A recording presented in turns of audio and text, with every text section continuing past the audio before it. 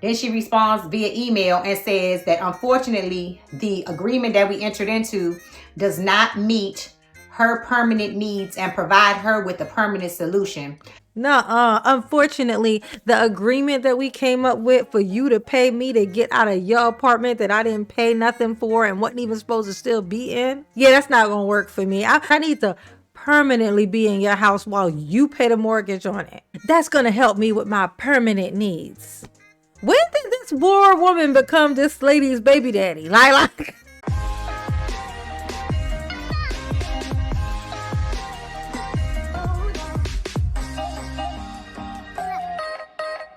hey y'all, it's your girl J9 Eve. Make sure you hit the like button, subscribe, share the video, get into the comments, let me know what you think about this. So, a little continuation of the DC squatter who finally got put out and then went immediately to TikTok to explain how she know that her real ride or dies are going to save her and give her a place to stay so she can stay there and never leave and refuse to leave and bring in her kid and then put another electric bill in their name, because hood. The victim of the DC squatter is going to explain a few things. Like, specifically, this part is she's going to explain to us. They got to so her and the squatter, the DC squatter, they finally came to an agreement thing. Okay, she finally got to a point where there was an agreement thing that was made.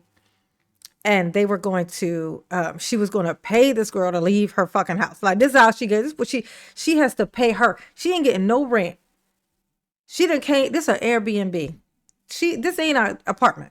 Okay, this is her Airbnb. She's supposed to be able to rent this thing out consistently so that she can make this money.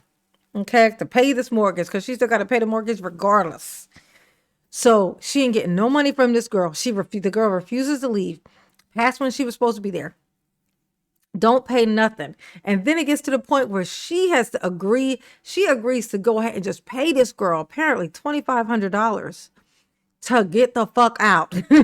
So she's going to explain to us how that part happened. And then she even backed out of that and it just got worse. Okay. So let's check it out. Okay. So we're in. And I'm going to be reacting accordingly. Okay. Entered into the agreement. The agreement is in the court record from the hearing that we had in October. So I'm thinking everything's straight. We just need to wait the time out. Gotcha. So the time goes on about a week before the 15th of November, which is the move out date. She says, I may not be able to move on the 15th because I'm having trouble finding somewhere to go. So I just responded and said, unfortunately, we can do no more extending. We're going to adhere to the agreement. There's been no payment received, obviously. And at that point, I didn't want a payment from her anyway. I just wanted her to be out.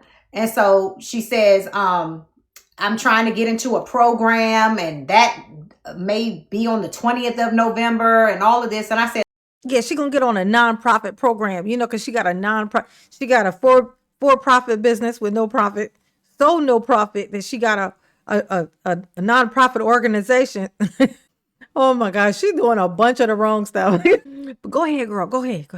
Listen, you have already received $4,500 worth of free stay. Dang. You are to receive $2,500 in physical money to be able to relocate. So if that's not enough, I don't really know what to tell you. I'm all out of options for you. So today, she done gave this woman hives, honey. She over here like, oh God. This bitch, please get her away from that note. I said I'm not able to go against the agreement. I'm adhering to the agreement. She didn't respond. On a couple of days before, so around the 13th, I sent her an email and a text message and said, what time are we to meet on Saturday, which was the 15th, so that I could give you your payment and ensure that the property is in the correct condition and that you are all moved out. It took her a long time to respond. Then she responds via email and says that unfortunately, the agreement that we entered into does not meet her permanent needs and provide her with a permanent solution. So, bitch. Oh, hell no. Hell no. To the no. No, unfortunately, the agreement that we came up with for you to pay me to get out of your apartment that I didn't pay nothing for and wasn't even supposed to still be in. Yeah, that's not gonna work for me. I need something. That is not gonna help me with my permanent needs. I need to permanently be in your house while you pay the mortgage on it and I not pay shit. That's gonna help me with my permanent needs. When did this poor woman become this lady's baby daddy? Like she is treating this woman like that's her baby daddy and she owe her or something. You would think they was family at least. They're not related at all. She's just the Airbnb host and she's a lady who cheatedly and skankily got into the Airbnb and refused to fucking leave. Unfortunately, that agreement we came up with, it's not gonna work for me. It doesn't help me with my permanent needs. I need some permanent needs, honey, for my nonprofit organization and my home-based business from your home base. Wow. Wow. Just wow. She should have been arrested, honestly.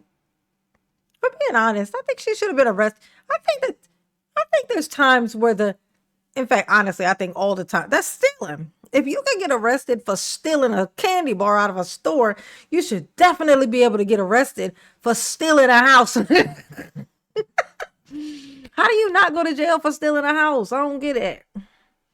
You can't steal rent. That's rent money. That's just call it that. Call it stealing rent money. The money that she should have gotten or could have been able to get if that lady wasn't in the house, that money was stolen from this woman. So she should be able to, she need to get some charges.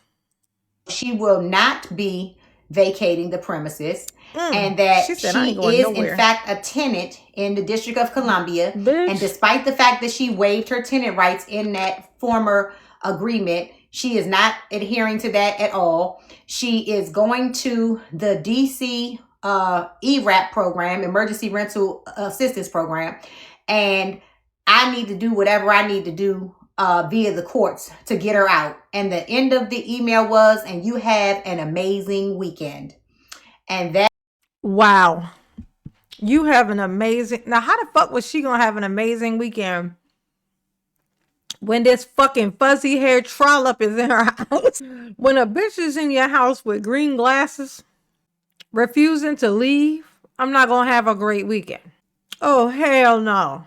And because they don't put these people in jail, it's why they just scooch on from place to place, do it to somebody else. They don't have no consequences. There's no consequences to this. It just ain't. That shit is wild, bro. That is where this went completely left. Because as I spoke to her and told her, you're not going to stay in my property for free. That property has a $4,000 mortgage on it, plus utilities. I can't afford to pay your bills or pay somewhere for you to stay. I already at that point had taken just a $4,500 loss plus legal fees because, mind you, she had already filed that court filing previously. So I had to have an attorney represent me for that. And I already was, if you think about the numbers, I was charging her $100 a night. The mortgage on the property is $4,000. That's only $3,000 for every 30 days. So I'm already running a deficit. That's not her issue. I didn't bring it to her attention. That was a business decision that I made. But at that point, I wasn't able to take care of you or let you stay there for free. And I was astounded at the audaciousness of this particular email, because it just went. How do you go to court, make an agreement, and then just decide that it doesn't work for you and now it's on me? But that shows you the integrity of a person and how did they move in life. And again, at this point, I hadn't done any digging. I didn't look her up in case search because I'm thinking we have an agreement. You're out. I have a whole life that I live on a regular basis, so my days were not consumed with her and whatever personal problems that she had. I thought, we had a business situation. We resolved it. We take the hit and we move on. Thank you. But she decided that she was not going to adhere to the agreement via email. She said, I can't do it. I waited. She said, I can't do it. I can't leave. If I leave, where do I go? I don't know. You got that brand new baby. Who put that baby in you, girl? Hey, you had a baby in you. Get there. let's go backwards. Let's work our way backwards to trail the evidence to figure out how that baby got in there. Okay? Now, whomever it was that put that baby in there, maybe he can help you out. Maybe he can help you out. I know he can't, because if you clearly make terrible decisions. I would have to assume that you made a terrible decision on picking a baby daddy also. I would have to assume that. I would just have to. For the 15th to come and go, because she had until midnight on the 15th. The 16th, I get up, I take the agreement that I have that is listed in the court docket. I pull the court record and print that out. I print the move out agreement, and I go to the police station, the 5th District Police Station. I tell them, listen, I have a situation with a trespasser, because at this point she signed away any tenant rights in that could have been implied by the DC regulations. She signed that away in court, and I have this document that's entered in the court record. If you look at the court docket, it's on the court docket, so it's not just a random paper that I could have even made up if I wanted to. And so I take it to the police station, and they go to the house with me. They tell me, we don't do evictions. I said, yeah, I understand you don't do evictions, but this is not an eviction because she's not a tenant. She is a short-term rental guest who has made no payment at this point for 46 nights. We have an agreement entered into the court, and I just need you to let her know she needs to leave. They go into the property, ask her to leave. She says no, and they tell me that there's nothing that they can do, despite me having this document that clearly states she's not a tenant.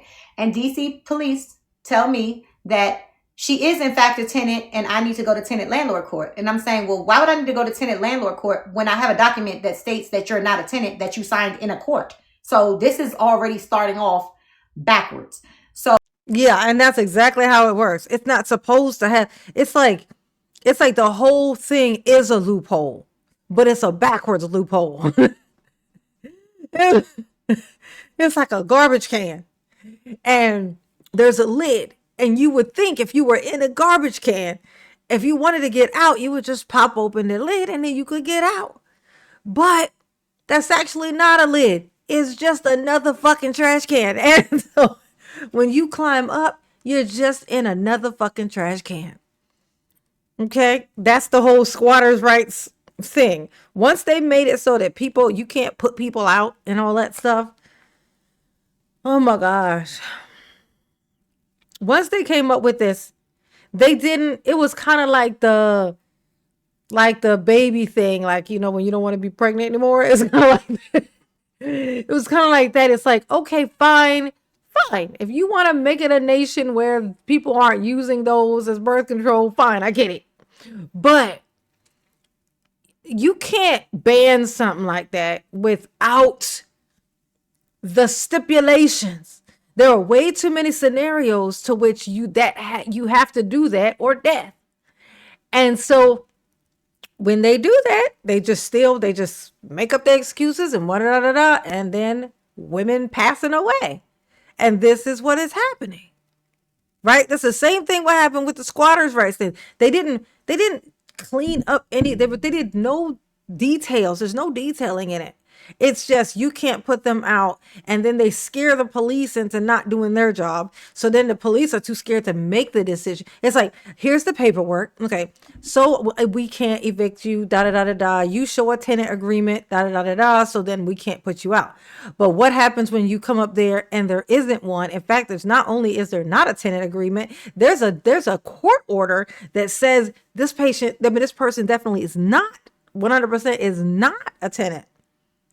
Why can't you put them out now? Because they are too afraid to just say, oh, okay, and do the thing and then put it in the report, because they think it's going to come back on them that they did it wrong, because nobody understands it. And that's the squatter thing. That's the squatters' rights thing. And the squatters know that. They know it. They know that. They know that no one is going to pull the trigger on that. Ain't that something? Oh my God. It's so annoying. Well, I said, well, that's fine. Okay, she's not leaving, then I'm going to go in and stay with her. Oh, I heard a lot of you say, I'll go in and stay. I would have been in the house. I walk in the house. I tell her, this is not going to go down like this. You can't stay in the property for free. I sit on the couch. The police literally come into the house and threaten to lock me up if I don't leave the premises because she has rights. Wow. Wow. Oh my God. She got the right to meet Jesus. Like, I'm just saying. Everybody love Jesus. Don't you want to meet him? You keep it up, bitch. Keep it up. Okay. Oh my God. There's no way in the world. Like, how do you not boil? I would boil. I would boil, and then I would boil somebody else. You know what I'm saying? Like, listen, I'm just saying. I don't have the cool that it would take to be not in prison after this. I'm going to prison with pride too. This type of thing, you go to prison and you be like this. Yup. Sure did, bitch. Sure did. Oh my God. Ain't no way in the world. And it's the audacity is so big. Okay, so we're entered into the agreement. The agreement is in the court. Yeah, absolutely not, bro. I just can't. I don't know how she did it. I don't know how this lady did it, but she did it and she got through because the girl got evicted. Finally, she got evicted. It did work eventually, but unfortunately for whoever is next, whom's house, apartment, Airbnb, whatever that she gets into, because she's not above using fake names. She's done it before. Okay. You know, she's like stolen cars from dealership, put down a down payment, take off and never be seen again. Never pay a payment, no nothing. Just pay a little piece of down payment so she can get it off the lot and then just it just goes. She's got other properties. She did the same thing too. Was in there, wasn't paying nothing. They had to go through the whole fucking court process just to get her ass out, which buys her how much time? If she wasn't so busy with her non-fucking profit, she could have been stacking money all this time. At least if you're going to be doing this shit, well, I guess you wouldn't be able to have a regular job because your job find out you're doing shit like this. They're going to fire you because of embarrassment. Anyway, I saw that and I was like, oh, that was so interesting. The other day when I made this video, I thought it was so interesting. This story, something about a squatter. Y'all let me know if you've ever dealt with a squatter. If you know a squatter, admit it if you are a squatter, okay?